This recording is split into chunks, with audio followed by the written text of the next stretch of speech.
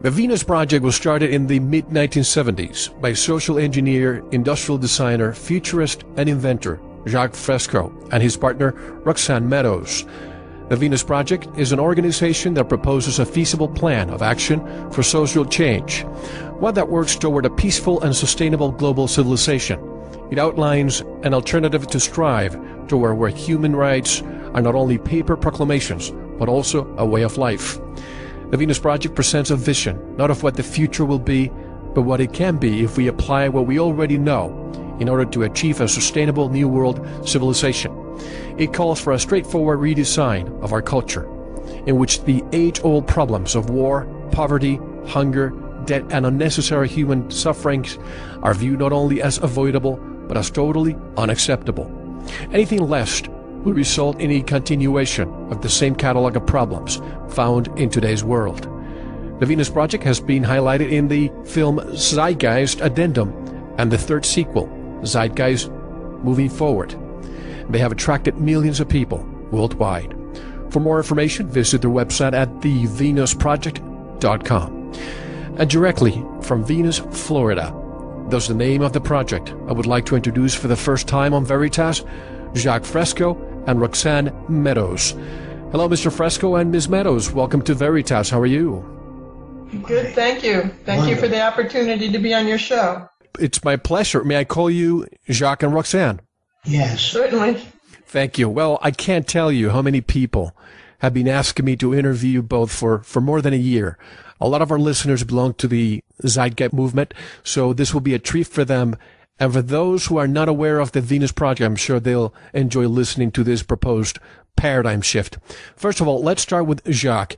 Jacque, can you give us some background of yourself, and where did the vision to create a new system come to you? Where did the vision to create a new system come to you? During the Depression, 1929, the crash, when 15 million people were out of work, sleeping in every empty lot. That was the time that I began to look in store windows, and the stores had everything. The factories existed, but they were shut down. It was called a recession. But nobody talked about the cause of the recession, what made it happen. They thought they were just boom times and times that were bad. Of course, politicians never understood anything, and economists had contradictory views. It was at that time that there were many people in empty lots up on soapboxes talking about mankind united, socialism, capitalism, fascism, everything, back to Jesus. There was all kinds of groups forming. And at universities, the students were sitting outside the university discussing socialism, communism, all kinds of ideas, something you don't see today at all, because all that has been wiped out. The news is managed, so what you watch on the news is not necessarily true. It's all systems to sustain the existing system. So you don't have any real information on the news. And let me just say, as a matter of disclosure, that my family escaped communism, but there's a big difference between what you're trying to accomplish, because some people may confuse the Venus Project as being an advocate for communism. We have heard that, but it's not at all true. Right. Communism uses money. They have politicians. They have banks. They have military. They have stratification, social stratification. So, and then they have police, and they're for the labor class. So we are for the labor class in the way that we want to eliminate boring and mundane jobs as quickly as possible through automation. We want to use high technology with a social design to improve people's lives. We want to update our social design with our technology, the best of technology. And this brings to mind, Roxanne, that we live 1/3 of our lives sleeping. Another 1/3 of our lives, we spend it working. So we only have less than 1/3 to enjoy life. Will that change with your vision? Totally. We would use, as I mentioned, our technology to eliminate boring and mundane jobs. So when today, when there's a new machine that comes in, it eliminates people's jobs, but that doesn't give them a higher standard of living. So when a new machine comes in within what we call a resource-based economy, people would have more leisure time and have more access to goods and services. It would do just the opposite, because we're not within a monetary system. It's the monetary system that makes people afraid of machines coming in and displacing them. And by the way, how did the two of you converge? Well, Jacque was always lecturing and giving lectures even in his home, where he'd have lectures about three nights a week. And I was very lucky somebody approached me and introduced me to Jacque's lectures and on tape, and I thought they were the most interesting thing I'd ever heard, because the activists today talk about what's wrong with the society, but they don't pose a workable alternative. That's what's very different from every other type of organization. They don't offer anything. They just say what's wrong, or they say they want to bring back democracy. We never had democracy. You have an illusion of democracy where you might go vote once in a while, but you're really voting for the same people that back up the people who are the establishment, who give them the money to get in.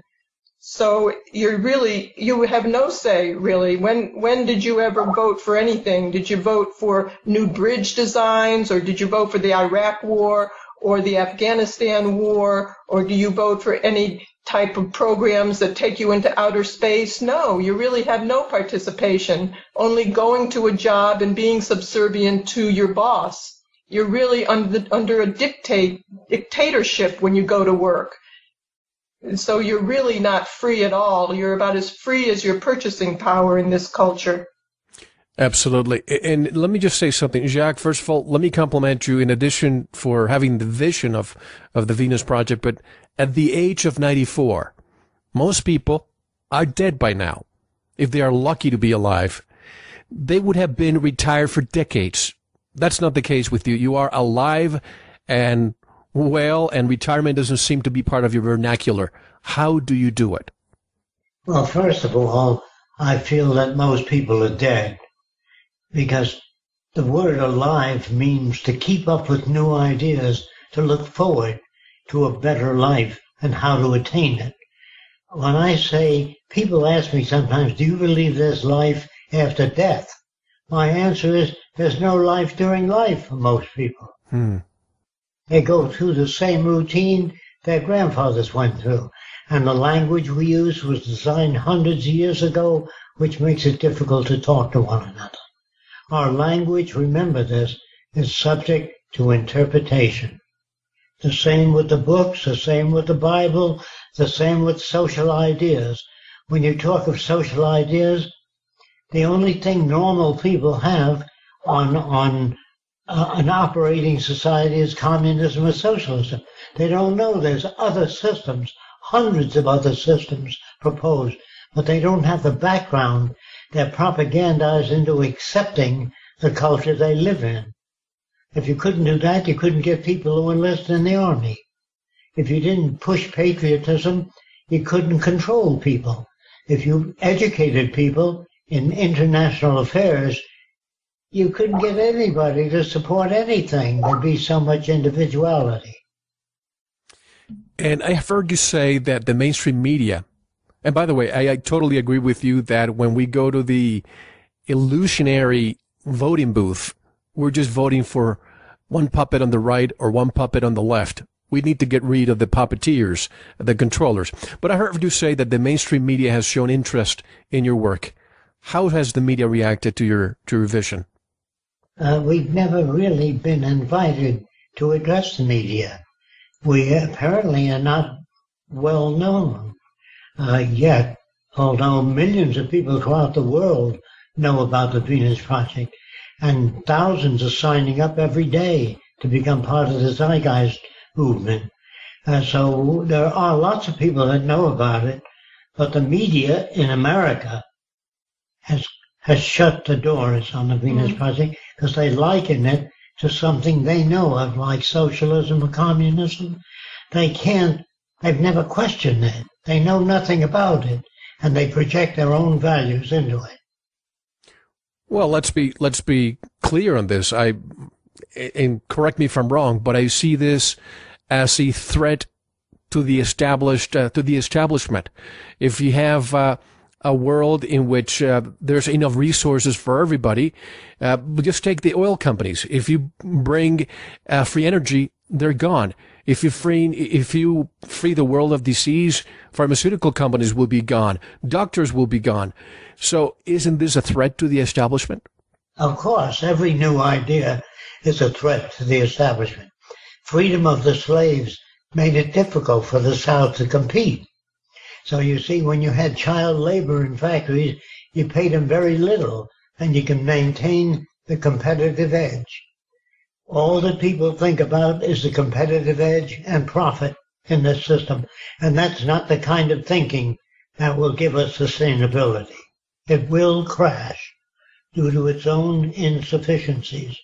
Little do they know, though, that life in a resource-based economy would give them a higher standard of living, less stress, more cooperation with society, and give them a higher education. They understand themselves and the world around them much better than they do today. They'd have a much higher standard of living, even mentally, within a resource-based economy. How would I'm just thinking of the different types of classes we have around the world. We have a class system in the United States. We have the caste system, for example, in India.